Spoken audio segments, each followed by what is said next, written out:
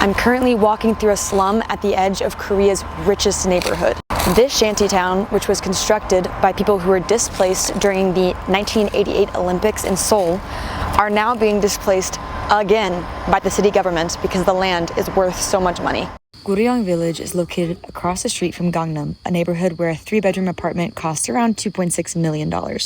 After 40 years of community, the city is clearing out the slum and developing the land into more multi-million-dollar high-rise apartments.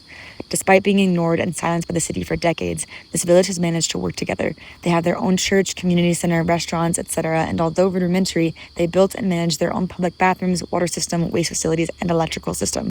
I spent all morning talking to residents, and nobody wanted their responses filmed for valid reasons. The first resident I met is happy for redevelopment. He believes the city will compensate him accordingly and is hoping to receive an apartment in the new buildings. All around the village, there are signs telling residents to move out into temporary housing. Seoul has offered between $3,000 to $4,000 USD for each dwelling, but almost everyone living here is well over retirement age, and that isn't enough to cover rent for anyone long term. Another resident I spoke with over a lunch they refused payment for was 85 years old and had been living there for 30 years. She ate surrounded by friends and seemed extremely happy, although she feels tired of defending a home she worked so hard to build. She said she still refuses to take money from the city and move because after temporary housing money runs out, she'd have nowhere else to go. However, most South Koreans have a different opinion about the people living here.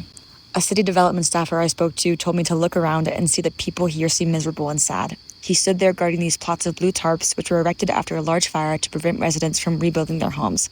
He also said at the end of the day, they are not following the rules and are living there illegally.